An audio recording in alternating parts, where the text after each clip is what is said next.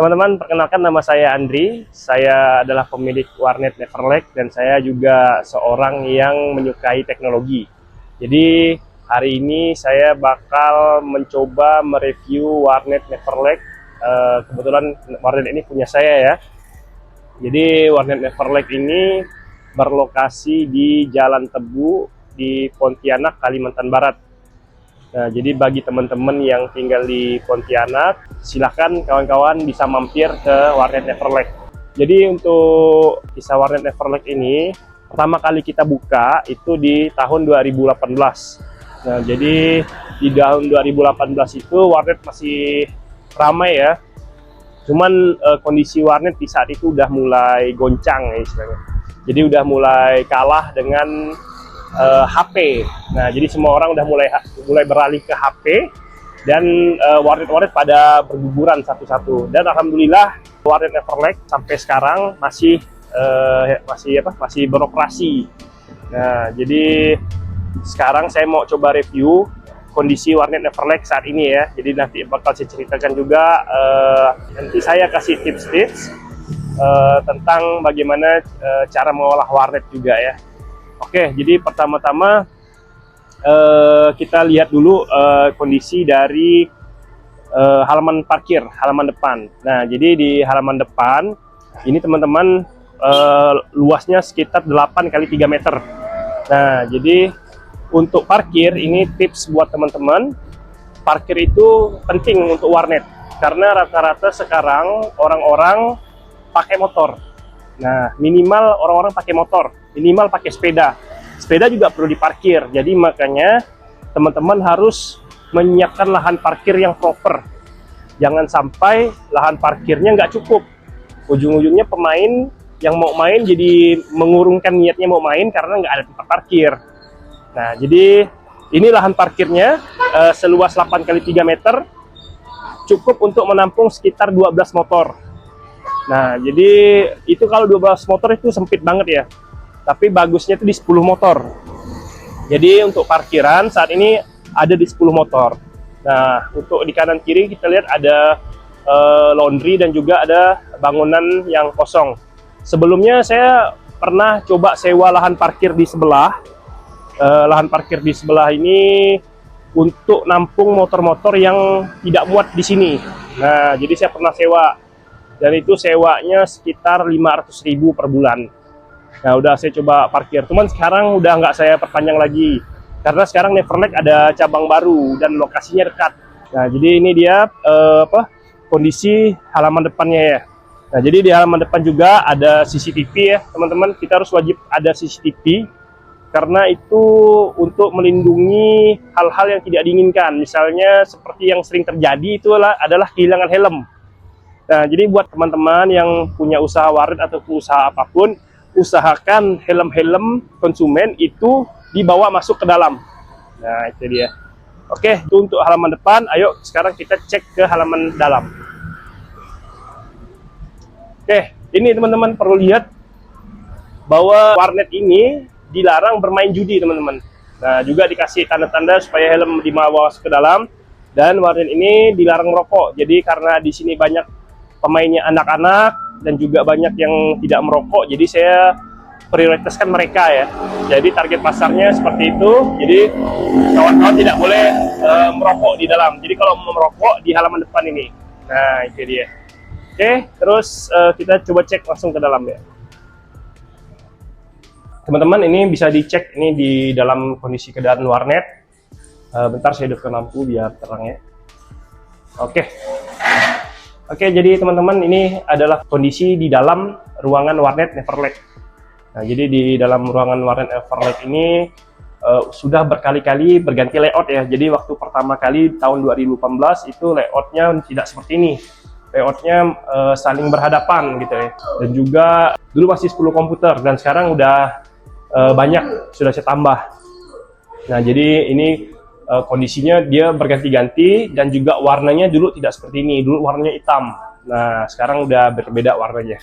Oke, sekarang kita coba lihat kondisi di kasir ya. Nah, ini bagian kasir nih teman-teman.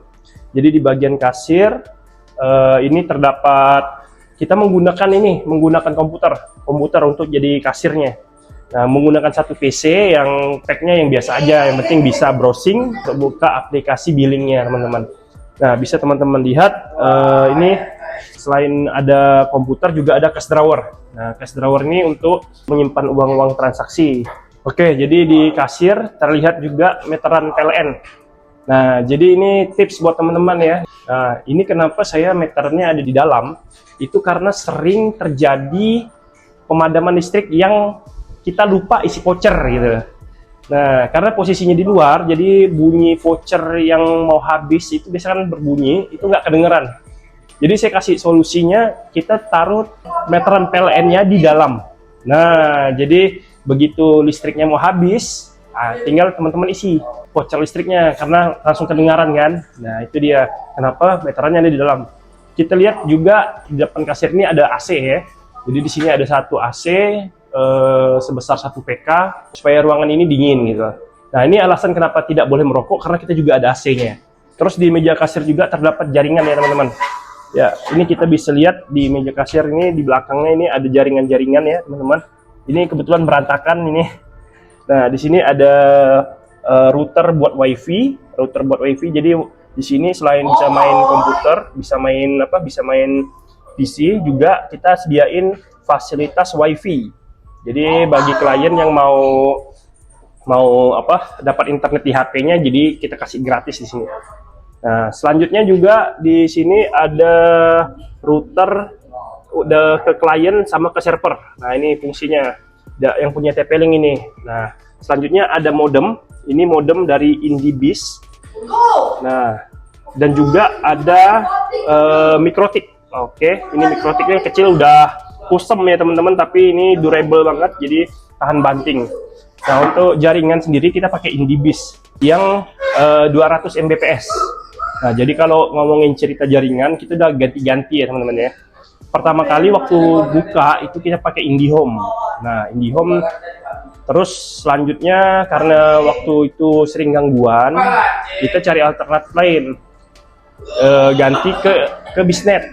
Nah, pakai Biznet dan juga ternyata masih kurang lebih bahkan menurut saya, mohon maaf, ini waktu zaman itu Biznet masih baru hitungannya ya, di Kalimantan khususnya di Pontianak masih baru, jadi masih sering gangguan dan juga pingnya juga kurang bagus untuk game. Kita balik lagi ke IndiHome. Jadi waktu itu kita balik lagi ke IndiHome dan alhamdulillah masih bagus lah, maksudnya stabil untuk ping game dan browsing lancar. Jadi konsumen juga udah jarang ngeluh kalau waktu kita dari Biznet ke IndiHome. Tapi masih ada sering gangguan ya, seperti kayak kabel putus atau segala macam. Nah, berjalannya waktu, yang fitur utamanya adalah tidak ada FUP. Nah, ini bagi teman-teman yang pengguna warnet, bisnis warnet atau bisnis seperti kafe-kafe yang menawarkan internet, FUP itu mengganggu loh teman-teman. Jadi tipsnya teman-teman harus pakai internet yang tidak ada FUP. FUP itu Fair Use Policy. Nah, jadi intinya teman-teman kayak dapat kuota kalau FUP itu. Jadi nanti begitu sudah mencapai kuotanya, speed internet teman-teman bakal turun. Nah, itu yang tidak bagusnya FUP ya. Jadi kalau teman-teman yang untuk bisnis, saran saya pakai yang tidak ada FUP-nya. Oke, teman-teman bisa lihat. Pertama-tama kita ada kompor induksi nih teman-teman. Kenapa saya pakai kompor induksi? Karena pertama, satu, lebih praktis. Jadi kita nggak perlu lagi beli tabung gas. Nah, jadi tinggal memanfaatkan listrik yang ada. Untuk informasi ke teman-teman, berapa sih watt listrik warnet Neverlag? Untuk watt listrik Neverlag kita pakai di 7000 watt ya, di bisnis 1 ya. Jadi kita punya listrik lumayan besar. Dan juga kita pakai yang bisnis. Nah, keuntungan pakai bisnis, selain wattnya besar, juga harganya lebih murah teman-teman. Harganya lebih murah daripada kalau kita pakai yang dipergunakan untuk perumahan. Jadi bisnis itu lebih murah daripada perumahan. Jadi buat teman-teman yang usaha, saya sarankan kategori PLN-nya pakai yang bisnis. Oke. Terus ini kompor induksi, ini enaknya kita nggak perlu pakai gas lagi, tinggal colok listrik dan lebih cepat teman-teman. Kalau misalnya kita pakai gas, itu perlu berapa menit ya. Misalnya kalau pakai gas 5 menit untuk mendidihkan air, Kalau pakai kompor induksi itu cukup 1-2 menit belum mendidih airnya. Nah, jadi itu dia keuntungannya. Jadi kompor induksi sendiri ini untuk masak Indomie ya teman-teman. Jadi kita di sini menyediakan mie instan untuk dijual ke konsumen. Jadi bagi teman-teman yang mau beli mie instan bisa langsung kita masakin di sini. Oke, terus selanjutnya kita juga ada sink nih teman-teman. Nah, ini sinknya. Jadi setelah selesai makan, ntar kita langsung bawa ke sini terus kita cuci. Nah, kita cuci piringnya di sini. Nah, di sini ada lihat ada selang air, ada pipa air itu berasal dari PDAM ya teman-teman. PDAM. Nah, itu kita pakai bantuan tenaga mesin air yang ada di atas. Nah, itu dia. Jadi udah lancar, biar airnya lancar ya. Karena untuk di Pontianak sendiri kadang airnya kurang lancar, jadi perlu mesin air buat tambahan tenaganya. Terus selanjutnya di sink air ini juga ada pembuangannya. Jadi pembuangannya langsung ke belakang ya, ke selokan belakang. Nah, selanjutnya juga ada alat-alat makan teman-teman. Ini ada alat makannya ya, juga ada kecap, sausnya di sini ya teman-teman. Juga ada alat makan seperti mangkoknya juga ada di sini teman-teman. Oke, selanjutnya kita lihat ada etalase nih teman-teman. Etalase kue ya. Jadi di sini kita selain menjual mie instan juga ada jual kue-kue snack-snack ya. Jadi kalau klien lagi pengen cari cemilan, jadi nggak perlu lagi ke warung, jadi bisa langsung beli di sini. Oke, terus selanjutnya kita juga ada ini showcase ya, kulkas showcase yang isinya air-air. Nah, di sini kita udah sediakan air, jadi buat klien, buat konsumen yang pengen minum, jadi nggak perlu capek-capek keluar. Di sini kita udah sediain. Oke, udah sediain air. Oke, selanjutnya ada lemari yang isinya spare part nih. Jadi kalau misalnya ada mouse rusak, kita taruh di sini, atau tempat-tempat seperti penyimpanan seperti sabun-sabun cuci itu kita simpan di sini. Jadi selanjutnya mau bahas tentang AC teman-teman. Jadi untuk di warnet ini, di warnet Neverlag, kita pakai totalnya ada 3 PK teman-teman. Di depan 1 PK dan di belakang sana itu 2 PK. Jadi untuk AC saya kasih tips, teman-teman jangan masin beli AC yang kapasitasnya besar gitu loh. Di internet itu ada cara hitung kapasitas AC yang diperlukan sebenarnya berapa gitu loh. Jadi teman-teman tinggal hitung besaran ruangan, lalu teman-teman cari di internet berapa PK sebenarnya yang dibutuhkan oleh ruangan teman-teman. Dan hasilnya di suhu 27 derajat itu udah dingin teman-teman. Nah, ini juga tips buat teman-teman, kalau pakai AC jangan sampai 16, 18. Selain boros listrik, juga bisa kinerja dari AC seperti dipaksa, jadinya cepat rusak teman-teman. Nah, jadi untuk AC pakai di 27 derajat aja. Kalau masih panas itu artinya ada 2. Satu, AC-nya tidak besar untuk mencukupi ruangan. Kedua, AC-nya perlu dicuci. Nah, itu dia teman-teman. Ini teman-teman lihat catnya warna hijau, dan ini udah lama sekali ya teman-teman ya. Ada sekitar mungkin 3 tahun ya, 3 tahun atau 4 tahun belum diganti-ganti, dan juga kondisinya udah mulai retak-retak. Nah, jadi ini kondisinya udah agak kusam ya teman-teman. Jadi rencananya kita bakal ada renovasi nanti akan saya jelaskan renovasinya di penghujung video. Dan juga ini pencahayaannya teman-teman bisa lihat pencahayaannya pakai lampu yang warna kuning. Alasan saya kemarin pakai warna kuning biar lebih santai aja ya, kesannya lebih santai. Jadi pemain pun lebih rileks mainnya. Kalau terlalu terang, takutnya yang pemain masa terganggu gitu loh. Nah, itu dia. Oke, selanjutnya kita bahas masalah komputer ya teman-teman ya. Untuk PC klien itu kita ada 24 ya. Ada 24 komputer, cuman sekarang tinggal 22 karena 2-nya lagi rusak teman-teman. Nah, jadi ini PC kliennya bisa lihat teman-teman lihat saling membelakangi, posisinya saling membelakangi agar tengah-tengah bisa lewat nih, orang bisa lewat. Jadi kalau waktu pertama kali buka itu saling berhadapan, jadi kita lewat di belakangnya itu. Nah, itu yang saya rasakan itu sempit teman-teman. Itu sempit, jadi makanya saya buat seperti ini agar bisa leluasa berjalan, karena memang lebarnya cuma 3 meter kan. Oke, untuk spesifikasinya itu waktu pertama kali buka itu kita pakai Pentium G4560. Di zaman 2018 itu Pentium G4560 itu adalah generasi dari Kaby Lake, dan itu sangat fantastis ya teman-teman, fantastis dalam artian seperti game changer. Nah, jadi untuk prosesor G4560 di zaman itu sudah bisa menjalankan GTA 5. Nah, itu dia, itu sekelas Pentium loh. Nah, walaupun memang tidak bisa setting high, tapi berjalan mulus ya kalau kita pakai G4560 prosesornya.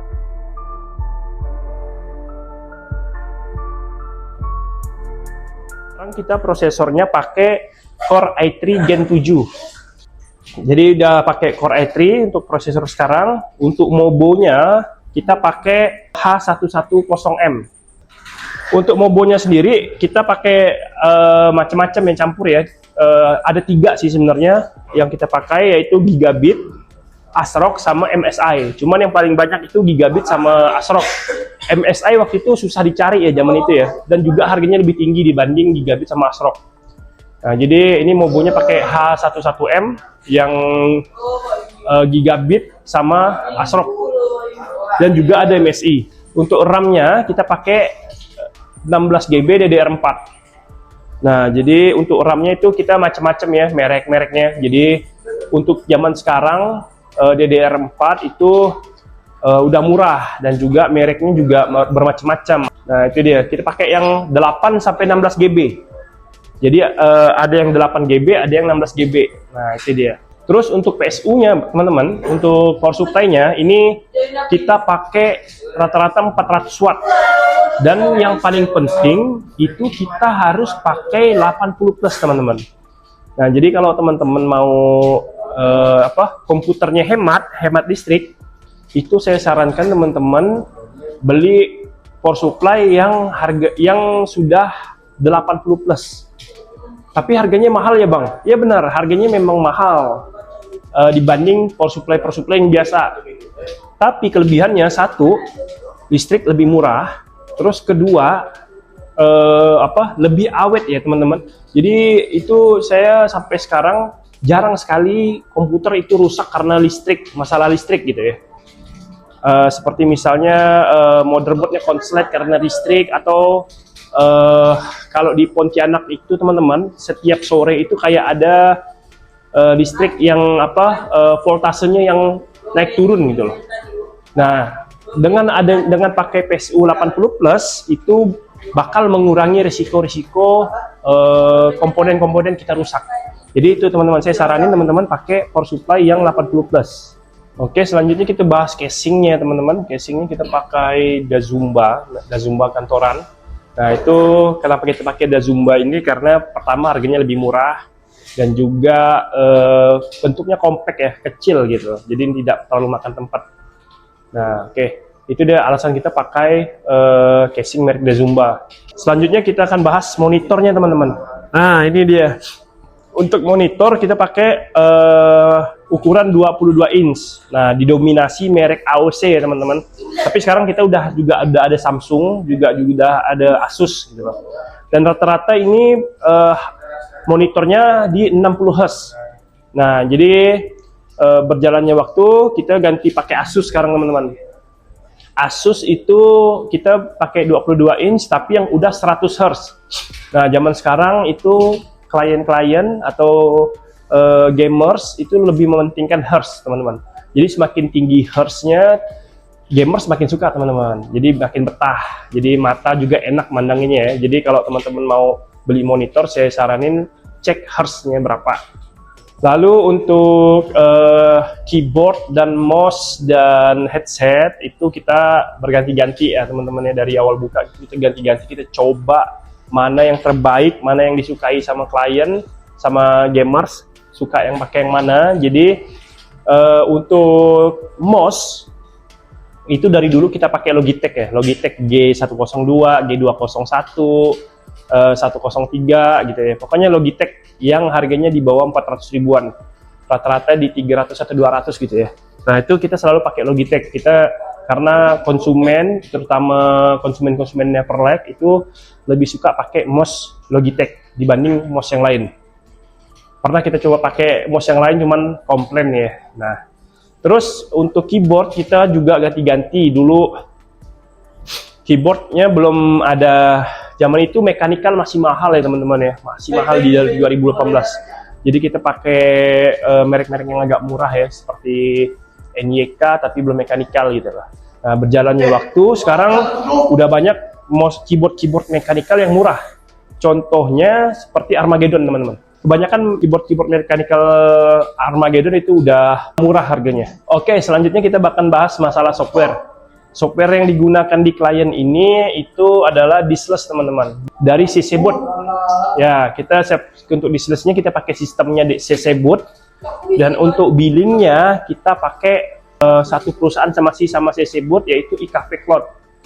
Nah, jadi billingnya kita pakai IKV Cloud dan disklessnya kita pakai CC Boot. Nah, jadi itu untuk sistemnya ya. Oke, untuk meja ya teman-teman ya, teman-teman bisa lihat ini mejanya 6 PC. 6 klien ya. Ya, jadi ini gambaran mejanya teman-teman. Dulu mejanya itu posisinya casingnya ada di bawah meja teman-teman.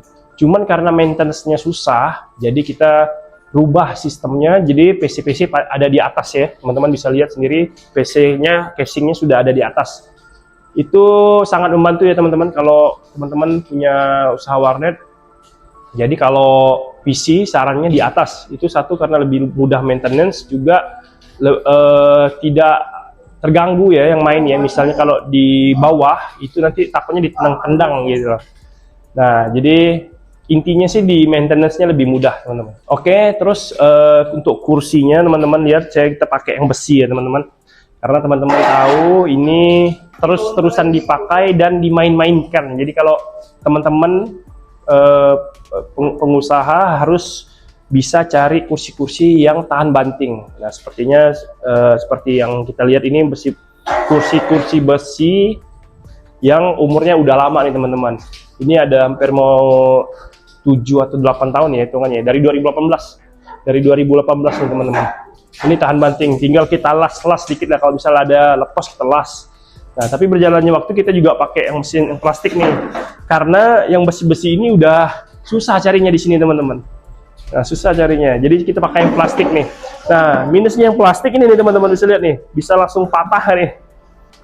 Nah, kalau yang ini kurang proper ya teman-teman ya. Kalau yang model seperti ini kurang proper dari segi duduknya, juga dari ketahanannya juga agak kurang dibanding yang model yang ini. Nah, kita udah selesai bahas masalah meja dan kursi, kita bahas masalah jaringan. Ini teman-teman bisa lihat nih, kita pakai switch, totalnya ada 16 port. Nah, ini ada 2 di sini, di sebelah kanan 1, di sebelah kiri 1. Ini switch totalnya 24 port, yang itu totalnya 16 port ya teman-teman ya. Nah, jadi di sini yang dipakai totalnya kurang lebih 15 port. Nah, itu jadi klien-klien masuk ke sini semua nih teman-teman. Nah, jadi kita pakai merek TP-Link ya teman-teman. Jadi banyak merek-merek yang tersebar di sana di pasaran, tapi kita pakai TP-Link karena zaman itu yang tersedia sepertinya cuma TP-Link sih teman-teman, yang harganya terjangkau ya. Dan juga TP-Link mereknya mungkin udah lama ya. Jadi kita putusin pakai TP-Link karena itu tadi. Dan juga teman-teman, kita pilih TP-Link ini karena sudah 1 Gbps. Nah, untuk diskless sendiri harus pakai koneksi yang cepat teman-teman, minimal 1 Gbps. Tapi zaman sekarang itu udah banyak yang sampai 10 Gbps sudah ada loh teman-teman. Nah, cuman harganya masih mahal ya. Jadi kalau teman-teman pakai diskless itu minimal harus pakai 1 Gbps. Kalau di bawah itu misalnya 100 MB, itu nanti loading komputernya lama teman-teman. Terus teman-teman bisa lihat, kita selain udah ada AC, kita juga siapin kipas angin teman-teman. Ini kipas angin adalah pendistribusi ya teman-teman ya. Jadi kalau cuacanya lagi panas-panas banget, biasanya AC-nya tuh nggak nyampe ke tengah. Nah, solusinya itu kita pakai kipas untuk ngebantu supaya AC-nya sampai ke tengah gitu loh. Pokoknya terdistribusi gitu loh. Tapi jarang kita gunain teman-teman, karena AC udah bagus sih. Dari AC aja udah bagus. Lalu selanjutnya teman-teman bisa lihat kita juga ada exhaust. Jadi exhaust ini berguna kalau misalnya kondisi ruangan lagi udah pengap atau bau ya. Misalnya lagi ada orang yang pesen mie instan, nah itu kan baunya nyebar tuh. Nah jadi solusinya kita pakai exhaust supaya baunya hilang. Oke, selanjutnya kita lihat kondisi di belakang ya teman-teman ya. Ini tanahnya luas banget. Jadi ini tanahnya panjang banget. Jadi selain di depan, di dalam juga ada di belakang yang masih kosong ya. Nah, untuk yang di belakang teman-teman bisa lihat nih. Ini berantakan nih teman-teman. Nah, di sini ada outdoor AC, ada torrent. Nah, juga ini ada toiletnya nih teman-teman. Nah, ini toiletnya nggak proper sih teman-teman ya. Nah, itu kondisi toiletnya di sini. Oke. Jadi itu dia teman-teman kondisinya ya teman-teman. Oke teman-teman, jadi itu dia review dari warnet Neverlake Jalan Tebu yang berlokasi di Jalan Tebu. Nah, jadi buat teman-teman yang tinggal dekat sini yang mau main warnet, bisa langsung datang ke sini. Lalu saya mau cerita juga bahwa ini adalah kondisi warnet yang rencananya mau saya rehab ya teman-teman. Jadi ini mau saya rehab, kondisinya mau lebih kekinian rencananya, dan juga yang awalnya 24 PC ini mau saya rubah jadi 10 PC aja. Jadi 10 PC dengan kelas yang di atasnya. Jadi target pasarnya bukan yang low end tapi yang di mainstream. Nah, jadi saya buat 10 PC aja kenapa? Karena di halaman parkir itu cuma muat 10 motor. Nah, jadi biar efisien teman-teman. Jadi saya nggak mau kita punya banyak PC tapi parkirnya nggak ada jadi susah. Jadi gitu teman-teman. Jadi rencananya kita mau rehab. Nanti saya tunjukin teman-teman rehabnya di video selanjutnya ya. Progres rehabnya nanti kita akan share ke video-video selanjutnya teman-teman. Jadi teman-teman terima kasih udah nonton video review Neverlake Tebu. Harapan saya semoga video ini bermanfaat ya teman-teman ya, dan juga bisa menjadi inspirasi buat teman-teman.